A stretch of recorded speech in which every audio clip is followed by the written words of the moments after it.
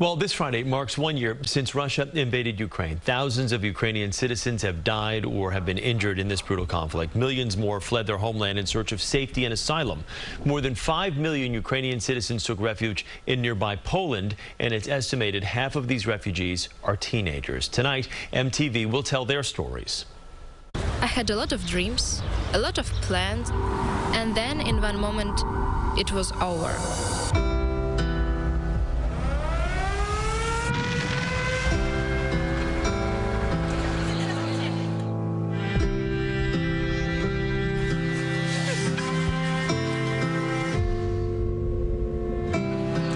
City was in fire.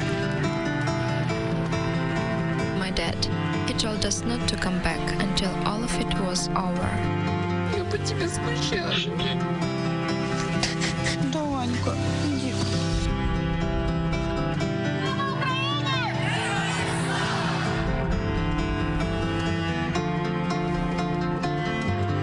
Меня никогда, допустим, не пугала смерть. Меня пугает всегда неизвестность. And Nathaniel Ezra is an executive producer and director of Don't Leave Me Behind, stories of young Ukrainian survival. He traveled to Poland last year to chronicle the lives of Ukrainian teenage refugees, and he joins us now via Zoom. Nathaniel, good morning. Good morning. Thanks for having me. Hey, so when did you decide to cover this conflict? You know, I was in Europe at the time of the invasion, and it was interesting. I remember the morning of the invasion at 5 a.m. News piling in, and within a few hours, the mood, the energy, the atmosphere in Europe had changed. Within hours, there were protests in the streets, and you know, I remember my first instinct being that I wanted to focus on the human side of this war that was developing in front of us. Coverage was coming in, reporting was, you know, focusing on wartime statistics, on political analysis, things like that. There was also a lot of lo-fi citizen journalism and coverage. There wasn't a lot of human engagement with the stories of people fleeing, and that was immediately what spoke to me and what I wanted to try to help tell. So many different avenues that you could have covered on the humanitarian side, like you mentioned here, and I think, you know, when we saw a lot of journalists going to Poland, it was speaking to a lot of adults, seeing a lot of the little kids that were coming over the border, the heartbreaking images there. But you chose these teenagers, and how incredible were some of the storylines that you were able to capture? Absolutely incredible. I mean, they were resilient, they were brave. Even just getting in front of a camera and telling your story and being honest about your experiences is in and of itself brave.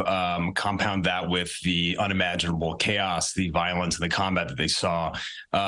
It would be difficult for me to hone in on one single story that was uniquely extraordinary relative to how impressive and powerful each of these people's experiences were.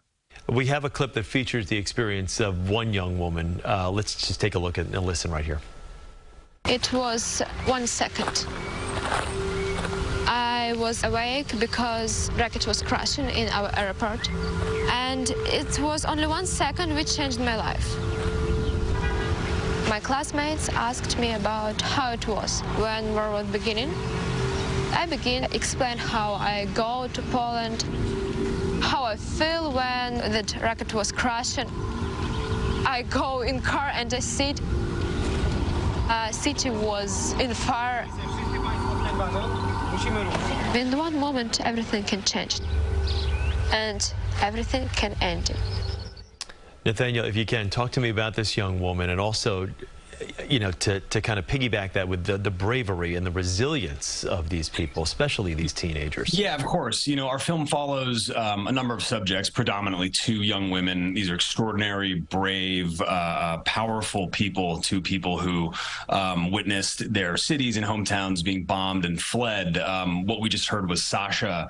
She fled from a part of Ukraine that was hit extremely, extremely intensely, and part of her story, and this is a piece that was uniquely, I think, chilling and traumatizing even to listen to was the experience of the bottleneck on the highway fleeing from her to her hometown. She experienced this event of being trapped within weeks of traffic on both sides of her, ahead of her and behind her, with skirmishes in the field next to her, in the woods next to her, and above her in the air. So it was this feeling of a complete loss of control of no matter where I go, if I leave this car and I run to the woods, run to the field, or, you know, just sit where I am, there are no options. So, and I think that it echoes a lot of what people were feeling in that moment, where in 1 second, everything changed and there was a complete loss of control and understanding of what their fates were. Nathaniel, before I let you go here, what comes next here? Are these young people, are they feeling the least bit hopeful? Has there been a change in attitude at all on the ground there? You know, if there's one thing I've learned, it's that Ukrainians have only had their identities and their sense of global community bolstered by this invasion. I think that they are going to take what they've learned abroad and they're going to go back. They are more Ukrainian than ever. They're proud to be who they are, and there's a sense of pride and defiance. And so I think that we're going to see a lot from these young people, and there's a lot of hope. It's tough people over there during times where it's obviously tough sledding right now, but they are a resilient bunch. I know some personally that have fled to Germany, and it's incredible to hear their stories of their bravery and their resilience. Thank you for bringing these stories to our attention, Nathaniel. We appreciate it. Of course. Thank you. Nathaniel Lesra, the director and executive producer. Don't Leave Me Behind, stories of young Ukrainian survival, will premiere tonight on MTV at 10 o'clock. For more information about the program, go to our website, cbsnewyork.com, and we'll be right back right here on CBS News New York. Stay with us.